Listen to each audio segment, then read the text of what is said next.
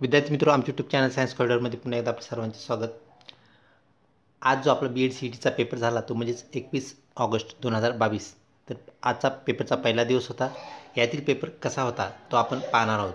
आपल्याला काही प्रश्नांची उत्तरे तसेच प्रश्न पाहायला मिळणार आहेत. यावरून विद्यार्थी मित्रों, ज्यांचे पेपर 22, 23 आणि 24 तारखेला आहेत त्यांना त्यांच्या पेपरचा अंदाज येणार आहे. तर चला पाहूया ही प्रश्नावली, जी की आजच्या पेपरमधून म्हणजेच 21 तारखेच्या पेपरमधून मिळालेले प्रश्न आपल्याला इथं पाहायला मिळणार आहेत. विद्यार्थी मित्र, तत्पूर्वी आपण जर आमच्या चॅनलवरती नवीन असाल तर कृपया चॅनलला लाईक करा, शेअर करा व सबस्क्राईब करण्यास बिलकुल विसरू नका. तर चला पाहूया आजच्या प्रश्नावलीत आपल्या BEd CETमध्ये विचारण्यात आलेला पहिला प्रश्न. NEPचे पूर्ण रूप हे होय. तर विद्यार्थी मित्र, एक रिकामी जागा विचारण्यात आली होती, तर त्याच्यामध्ये फुल फॉर्म विचारलेला आहे. तर NEPचे पूर्ण रूप काय आहे? 1. National education policy, 2. National environment policy, 3. Nation enquiry policy आणि 4. वरीलपैकी एकही नाही. विद्यार्थी मित्रो, नॅशनल एज्युकेशन पॉलिसी हे NEPचे पूर्ण रूप होय. तर त्याचं उत्तर ऑप्शन 1 आहे. तर विद्यार्थी मित्रो, अशा प्रकारचे 2 प्रश्न आजच्या प्रश्नावलीमध्ये विचारण्यात आले होते, म्हणजेच आपल्या आजच्या पेपरमध्ये विचारले होते. त्यानंतर पुढचा प्रश्न विद्यार्थी मित्रो, दुधवा राष्ट्रीय उद्यान कोणत्या राज्यामध्ये आहे? 1. राजस्थानमध्ये, 2. महाराष्ट्रात, 3. उत्तर प्रदेशमध्ये, 4. मध्य प्रदेशमध्ये. तर विद्यार्थी मित्रो, ऑप्शन 3 ते उत्तर प्रदेशमध्ये आहे. तर विद्यार्थी मित्रो, पुढचे जे पेपर आहेत म्हणजे उद्या, परवा आणि त्यानंतरचा, तर त्यामध्ये महाराष्ट्रातील जे आपलं राष्ट्रीय उद्यान आहे ते म्हणजेच ताडोबा, तसंच सेसानगीर हे आशियाई सिंहासाठी प्रसिद्ध असणारं गुजरातमधील उद्यान, तसेच एकशिंगी गेंड्यासाठी प्रसिद्ध असणारे आसाममधील काझीरंगा उद्यान, ह्या बाबी आपण लक्षात ठेवावेत. तर पॅरलल प्रश्न विद्यार्थी मित्रो, उद्या हेच प्रश्न रिपीट होतील असं नाही, पण ह्यासारखेच प्रश्न तुम्हाला उद्या विचारले जातील हे मात्र निश्चित आहे. त्यानंतर पुढचा प्रश्न विद्यार्थी मित्रो, जो की आजच्या प्रश्नावलीमध्ये विचारण्यात आला होता. 10 कोटीवर किती शून्य असतात? 1. 5 शून्य, 2. 8 शून्य, 3. 6 शून्य, 4. 4 शून्य. विद्यार्थी मित्रो, 10 कोटीवरती एकूण 8 शून्य असतात, हे लक्षात घ्या. तर 8 शून्य असलेले म्हणजेच ऑप्शन 2 हे आपलं उत्तर होय. त्यानंतर पुढचा प्रश्न विद्यार्थी मित्रो, कोणत्या पूर्वेकडील राज्यास स्कॉटलंड असे म्हणतात? तर विद्यार्थी मित्रो, ऑप्शन 1 मेघालय, 2 सिक्कीम, 3 शिलाँग.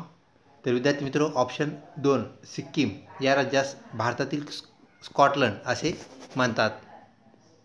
त्यानंतर पुढचा प्रश्न विद्यार्थी मित्रो, राज्यसभा उमेदवारासाठी वयाची किती वर्ष पूर्ण असावी लागतात?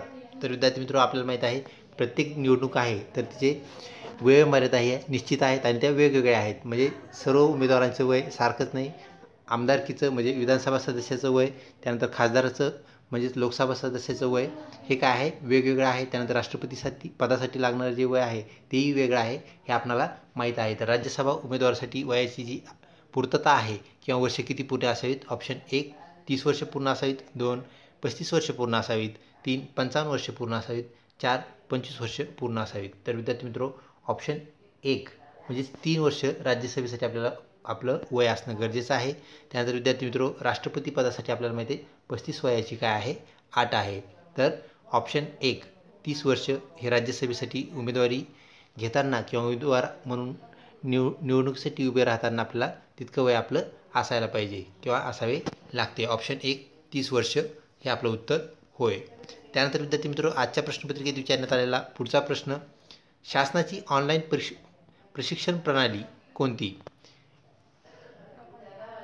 1 MKCL, 2 स्वयं, 3 मूक, 4 यापैकी नाही. तर विद्यार्थी मित्रो, स्वयं व मूक ह्या 2 पद्धती आपल्याला माहिती आहेत प्रणाली ह्या शासनाच्या प्रशिक्षण देणाऱ्या काय आहेत, प्रणाली होत.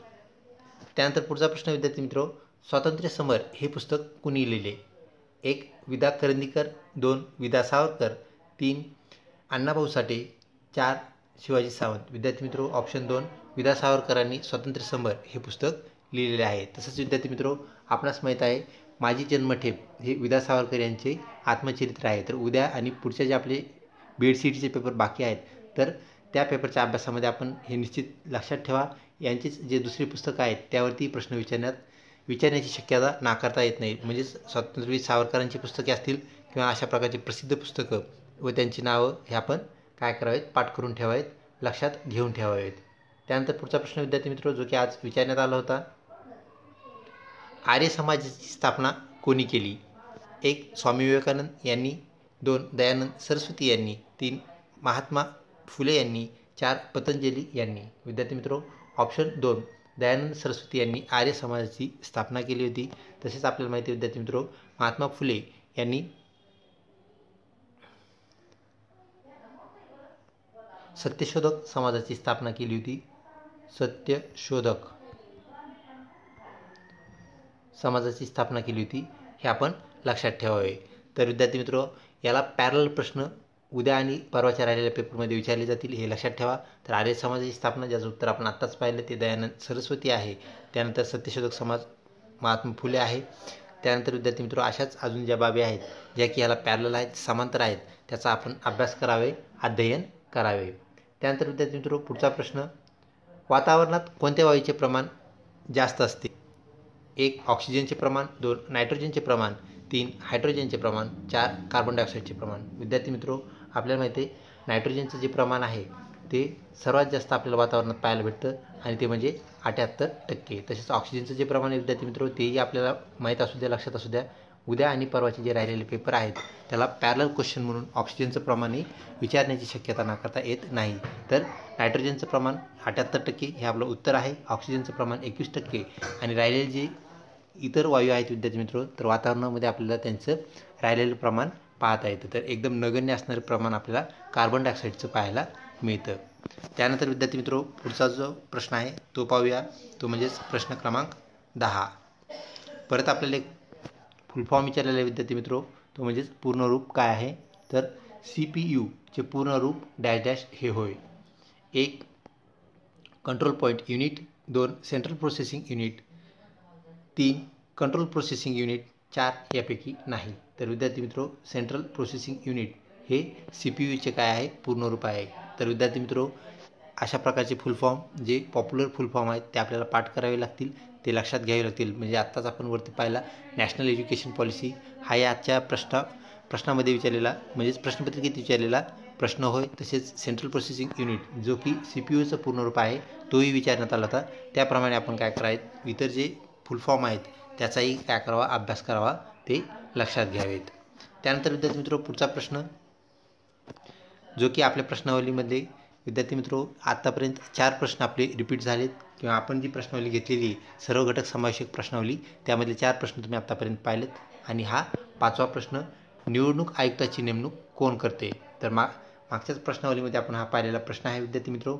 1. राष्ट्रपती करतात, 2. पंतप्रधान करतात, 3. मुख्यमंत्री करतात, 4. राज्यपाल करतात. तर विद्यार्थी मित्रो, निवडणूक आयुक्ताची नेमणूक राष्ट्रपती करत असतात. ऑप्शन 1 हे आपलं उत्तर होय. त्यानंतर पुढचा प्रश्न विद्यार्थी मित्रो, कोणत्या ग्रहाला चमकणारा तारा म्हणतात?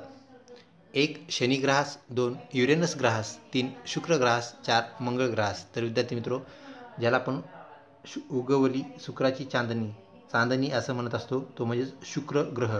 तो ग्रह आहे परंतु चमकतो किंवा चमकण्याचा त्याच्यामध्ये गुणधर्म आहे. तर विद्यार्थी मित्रो, ऑप्शन 3 हे आपलं काय आहे? उत्तर.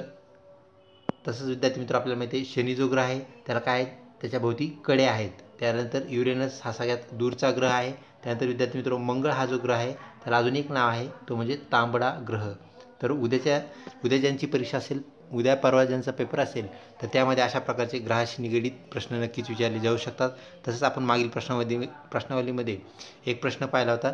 तर बुध ग्रह जो आहे विद्यार्थी मित्रो, तो सूर्याच्या सगळ्यात जवळचा ग्रह आहे. तर सूर्याच्या सगळ्यात जवळचा ग्रह, सूर्यमालेतील ग्रह कोणता, असा जर प्रश्न आला तर त्याचं उत्तर काय आहे? बुध आहे, हे आपण लक्षात ठेवावे. तर अशा प्रकारचे ग्रहाशी निगडीत असणारे प्रश्न, पॉप्युलर प्रश्न जे की नेहमी विचारले जातात, ते आपण पाहून ठेवावे, त्याचा अभ्यास करावा. म्हणजेच आपल्या येणाऱ्या उद्याच्या परवाच्या ज्यांचे पेपर बाकी आहेत त्यांना तो उपयुक्त ठरेल. त्यानंतर विद्यार्थी मित्रो, कालच्याच प्रश्नावलीमध्ये आपण घेतलेला ईडन गार्डन स्टेडियम कोठे आहे? 1. मुंबई येथे आहे, 2. नागपूर येथे आहे, 3. बँगलोर येथे आहे, 4.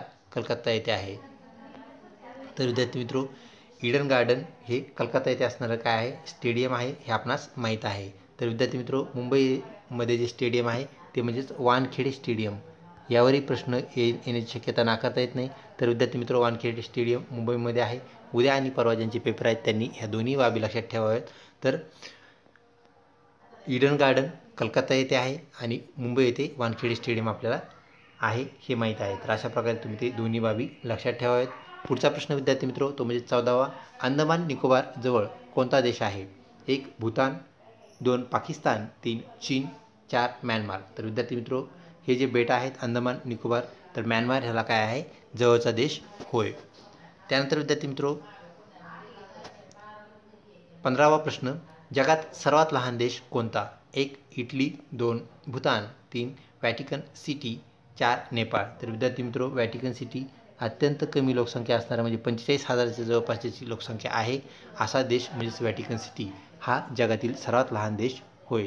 तर विद्यार्थी मित्रो अशा प्रकारची ही प्रश्नावली जे प्रश्न आपल्याला आजच्या म्हणजेच 21 तारखेच्या BED CETमध्ये पाहायला मिळाले ते आम्ही तुम्हाला पोहोचवले. अशा प्रकारे तुम्ही काय करा ह्यालाच पॅरलल प्रश्नांचा अभ्यास करा म्हणजेच आपली उद्या 22, 23 आणि 24 ह्या 3 दिवसात ज्यांची परीक्षा असेल त्यांना नक्कीच ही प्रश्नावली एक मार्गदर्शक तत्त्व म्हणून वापरता येईल आणि ह्याला पॅरलल असणारे प्रश्न केल्यास नक्कीच तुम्हाला त्याचा फायदा होईल. अजून प्रश्न आल्यास आम्ही तुम्हाला नक्कीच ते फॉरवर्ड करू, तुम्हाला ते प्रदर्शित करू. तर विद्यार्थी मित्रो अजूनही आपण जर आमच्या चॅनलला सबस्क्राईब केलं नसेल तर कृपया सबस्क्राईब करा, शेअर करा व लाईक करण्यास बिलकुल विसरू नका. तसेच आमच्या चॅनलला कनेक्ट राहा. आपल्याला अशाच प्रकारच्या अपडेट्स मिळत राहतील. लवकरच भेटूया पुढच्या अपडेटसोबत पुढच्या व्हिडिओमध्ये. तोपर्यंत धन्यवाद.